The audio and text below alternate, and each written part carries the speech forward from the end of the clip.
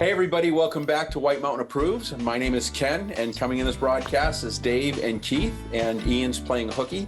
Before we begin, we want to give a shout out to, it sounds like a search and rescue podcast. Again, Mike and Stomp, a couple of great guys, are doing a great job, so we appreciate what they're doing and totally stand behind them.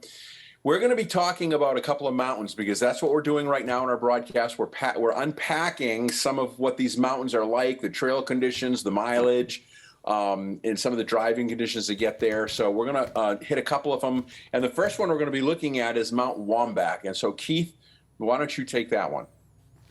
Hi, everyone. Mount Waumbek. Back 4 or 5 years ago, when I first started hiking, it was one of the first 4,000s that I did with my hiking friend and partner, Ken Bossy, who we fondly call PK. Now, we had been doing some lesser mountains at this time and did a lot of hiking at Tuckaway State Park in New Hampshire. And we thought we were in pretty decent shape. So, and I'm an avid jogger, so I said, well, let's go. Now, Waumbek is up in Jefferson, New Hampshire on Route 2. If you're going west to east, it's about, I don't know, half mile on the left beyond the 115 Route 2 intersection. There's a nice parking lot there.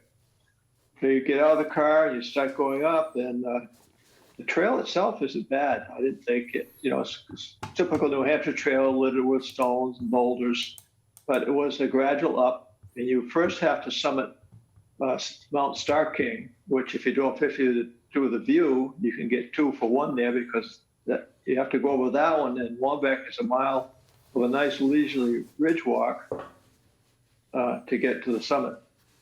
Downside, there's really no view at all on Waumbek. There's a cairn there, and that's about it. Star King, at the summit of that, you can see some of a view on it, but the hike itself is about 5 miles round trip. And it's a decent hike to start out with and give a feel for your conditioning, which myself and PK discovered that we needed a little more workout. So we did Mount Major a couple of times and went back and I headed off onto another one. But it was a good start for us and a nice hike.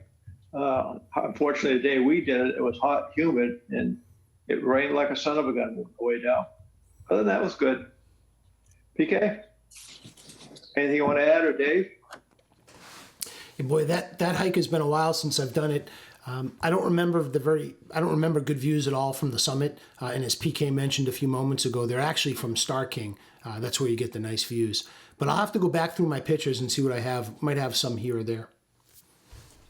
Yeah, it's about a 3.7 mile hike. It's rated as easy, moderate, but it never lets up. There's no switchbacks, there's no levels. It's a straight pull for 3.7 miles.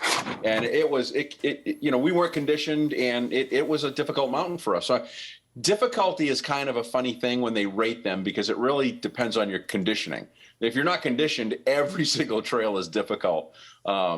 But anyways, for your info, just be aware of that. Just because it says it's easy, if you're unconditioned, it ain't easy. I didn't find it that bad.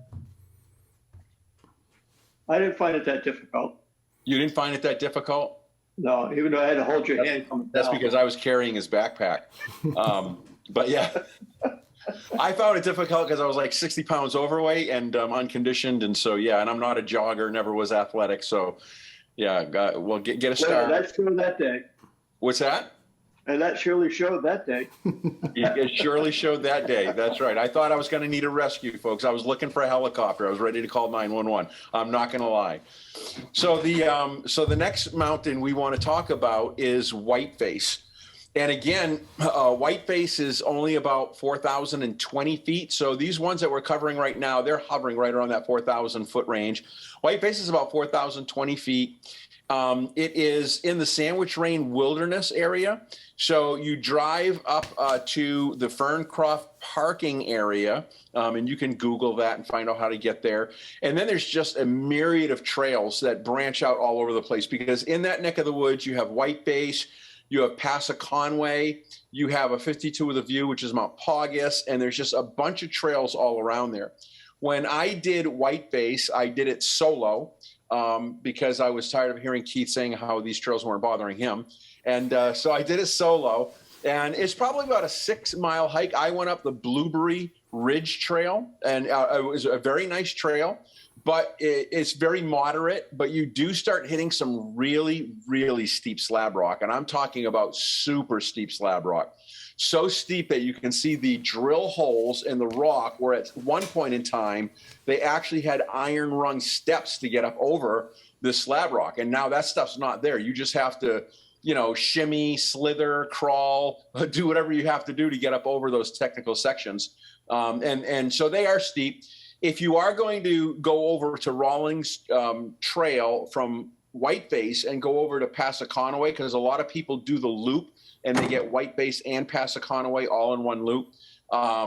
They do say to do it clockwise because the steep sections on Whiteface, you probably don't want to go down them, even though when I did it, I did do an in and out, and I went down the steep sections and, a little butt sliding, and they weren't that bad.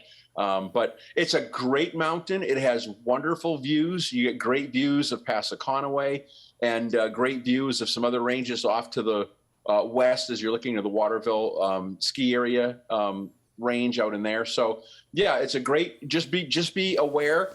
The parking can fill up really, really fast because there are a couple of really popular mountains. Even though they enlarged the parking lot recently, it still can fill in really fast. So you want to get there early and just be ready for the steep slab rock sections on Whiteface. But yeah, what do you guys remember about Mount Whiteface? It's an aggressive hike, certainly with those steep sections and cutting across over to Passaconaway. It's sort of a treed ridge, nice hike. Passaconaway, which a lot of people do with it, is a peak just over 4,000 feet as well. And that's also a nice peak with some decent views. But yeah, I remember the slabs being difficult. So yeah, just be prepared.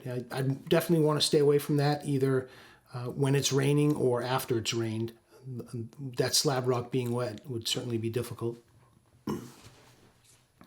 What I remember mostly about it is that one area where slab rock, the trail come up with slab rock, and it's like a good 45-degree angle. Yeah.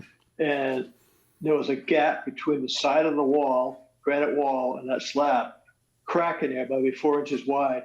And you had to kind of finger your way across that slab rock. And you get up on another flat spot, you went off to your left, and there's another 6-foot wall you had to get up over to get to the rest of the trail. But I found it a good hike. I liked it. Yeah. Now, who did you hike it with, Keith? Well, part of it with Ian, but we got to that part I was just describing, and he doesn't like heights too well, and he stopped there. And Dave, who did you hike it with?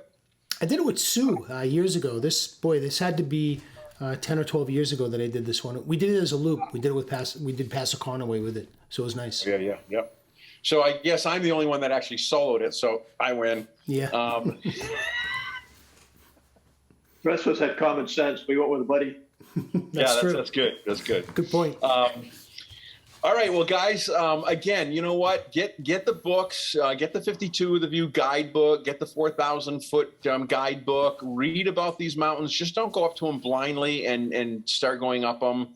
Make sure, because, again, in this area, there are a myriad of trails. And to have a good map to know what you're going on if you take a left or what you're going on if you stay straight is really, really important. And so get a good map, get the guidebooks, and stay safe. So that's our broadcast for today, unless you guys have anything else.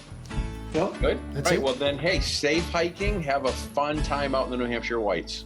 See you later. Yeah. Bye now.